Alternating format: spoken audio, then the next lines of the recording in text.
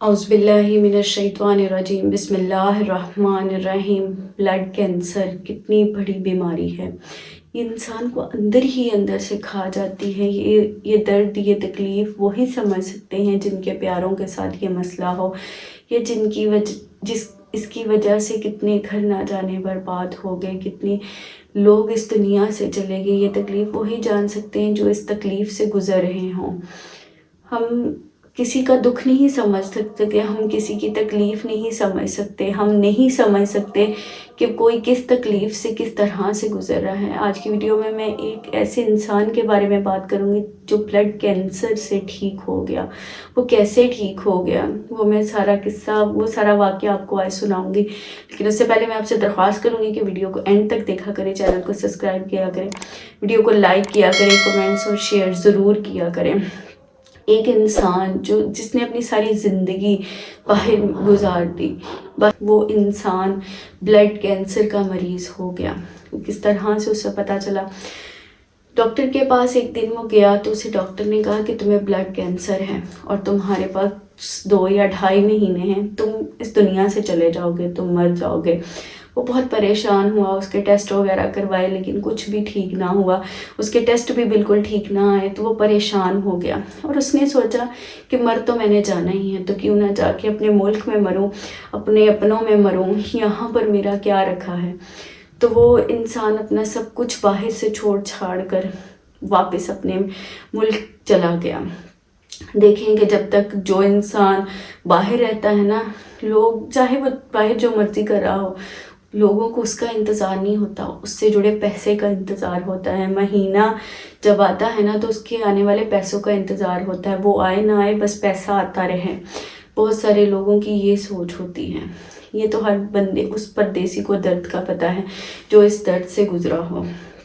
खैर, वो जब अपने मुल्क वापस आ गया, अपने बच्चों के पास वापस आया, तो हर बंदा हैरान और परेशान कि ये क्यों वापस आ गया। औलाद तक अपनी उसकी हैरान और परेशान थी कि आप वापस क्यों आ गए।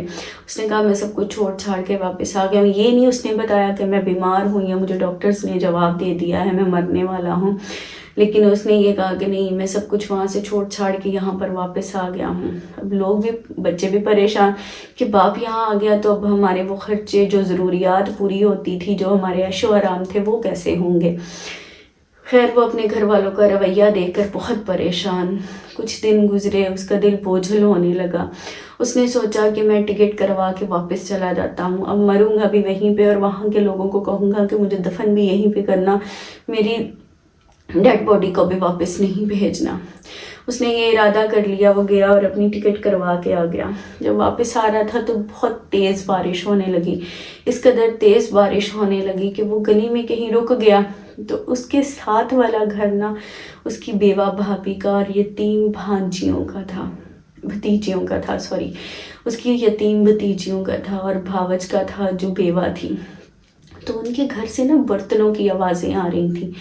तो वो सोच रहा था कि मैं जाऊं और जाकर पूछूं कि ये क्या माजरा है। देखेंगे जब इंसान, कुछ लोग ऐसे हैं कि जो देखते भी बीवियों की नज़रों से हैं और सुनते भी बीवियों के कानों से हैं। हम तो अपनी आंखें बंद कर लेते हैं, और वो तो वैसे ही बाहर बैठा हुआ था, तो वो जो बीवी कहती थी वही सुनता था, जो बीवी बताती थी वही देखता था। खुदारा अपनी आंखों को खोले और अपने इर्द गिर्द अपनी आंखों से देखें और अपने कानों से सुने। कुछ लोगों को आदत होती है अपने शोहर की फैमिलीज़ को पीछे करके खुद को और ख़ुद की फैमिलीज़ को आगे करना। ये इस तरह से मत किया करें। देखिए, अगर आपके शोहर हैं, उसका ख़ानदान आपका ख़ानदान है, अगर वो आप उसके ख़ानदान को अपना ख़ानदान समझेंगे तो वो भी आपके ख़ानदान को अपना ख़ानदान समझेगा। बात सिर्फ इतनी सी है, एहसास की है। खैर, वो इंसान वहाँ पर खड़ा सुन रहा होता है, वो शख्स, वो बहुत परेशान होता है कि इतनी रात को ये बर्तनों की आवाज़ें किस चीज़ की हैं। वो घर जाता है, जाकर सुकून नहीं पाता, उसके दिल को ना अजीब सी बेचैनी लगी होती है, क्योंकि 7 यतीम भतीजियाँ थी जिन्हें कभी पूछा ही नहीं था, कभी जाना ही नहीं था भाई के जाने के बाद। सुबह जब हुई तो उसने अपनी बीवी से पूछा कि सारी रात साथ वाले घर से बर्तनों की आवाज़ें आती रहीं, क्या माजरा है। تو بیوی نے کوئی اور ہی کہانی بنا کے ادھر ادھر کی بات کر کر ٹال مٹول کر دیا، اور بچوں نے بھی کہا کہ چھوڑیں بابا اس بات کو، لیکن اس کے دل کو سکون نہیں ملا۔ وہ گیا اور جا کر دروازے پر دستک دی۔ جب بھتیجی نے دروازہ کھولا تو اس کی چیخ نکل گئی، اور خوشی کے مارے اس کی چیخ نکل گئی اور کہنے لگی بڑے ابو آئے ہیں۔ وہ شخص اندر گیا تو گھر کا سارا حالات دیکھ کر وہ بہت پریشان ہوا، اپنی بھابھی کو، اپنی بھتیجیوں کو دیکھ کر پریشان ہوا، تو بیٹھ گیا جا کر، جو بھی ان میں توفیق تھی انہوں نے اس کو کھلایا پلایا، اور وہ بہت زیادہ رونے لگا، دل میں رونے لگا کہ یہ کیا ہے، میں باہر ہوں اور یہ کیا حالات ہیں ان کے، یہ کیا ہو رہا ہے۔ تو دل ہی دل میں خود کو کوسنے لگا کہ تیرا کیا فائدہ، تو نے کبھی ان کو پوچھا ہی نہیں، تو نے وہی دیکھا جو تجھے دکھایا گیا، تو نے وہی سنا جو تجھے سنایا گیا۔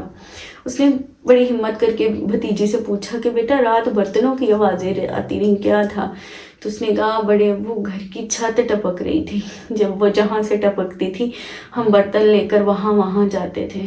تو وہ بہت رویا، اس قدر رویا کہ اس کے آنسو بہنے لگے اور تڑپنے لگا۔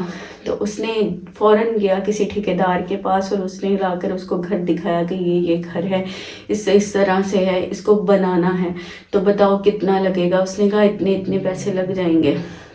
اس نے کہا ٹھیک ہے، فوراً کرو اور دن رات کام کرو، اور یہ کام ہونا چاہیے ہر حال میں۔ گھر کے باہر بیٹھ گیا، ٹانگ پہ ٹانگ رکھ کر نا وہ بیٹھتا اور گھر بنتے ہوئے دیکھتا، اور دل کو اندر سے سکون محسوس ہوتا۔ وہ ایک عجیب سا سکون تھا، ایک عجیب سی خوشی تھی۔ بیوی نے بھی بہت روکا، بچوں نے بھی بہت روکا کہ ابو رہنے دیں، آپ پہلے ہی آگے ہیں، یہ جو پیسہ بچا ہے وہ بھی لگا دیں گے، یہ تو ایسے ویسے۔ اس نے کچھ نہیں سنا، اس نے بس اپنے دل کی سنی اور ان کا گھر پورا کروا دیا، مکمل ان کا گھر ہوا۔ اس نے اپنی ٹکٹ کروائی، اپنی یتیم بھتیجیوں کے سر پر ہاتھ رکھا اور وہاں سے چلا گیا پاکستان، اپنے ملک سے چلا گیا۔ جب وہ باہر گیا اس کو تب بھی 2 3 4 مہینے گزر کے باہر گئے کو بھی، لیکن وہ ویسے ہی تھا، ٹھیک ہو گیا، وہ ویسے ہی چلتا پھرتا تھا۔ ایک دن وہ بس میں بیٹھا جا رہا تھا تو اس کی ملاقات اسی ڈاکٹر سے ہو گئی جس نے اسے جواب دے دیا تھا۔ وہ ڈاکٹر بڑا حیران ہوا، اس نے کہا تو اب تک زندہ ہے، تو مرا نہیں؟ اس نے کہا نہیں۔ تو اس نے کہا کہ پتہ نہیں، مجھے خود نہیں سمجھ آ رہی۔ وہ اس کے ٹیسٹ کروانے، اس نے کہا چلو آؤ میرے ساتھ، ابھی تمہارے ٹیسٹ کرتے ہیں۔ جب اس کے ٹیسٹ کیے تو اسے کچھ بھی نہیں تھا، اس کی وہ بیماری، اس کی وہ تکلیف دور ہو چکی تھی۔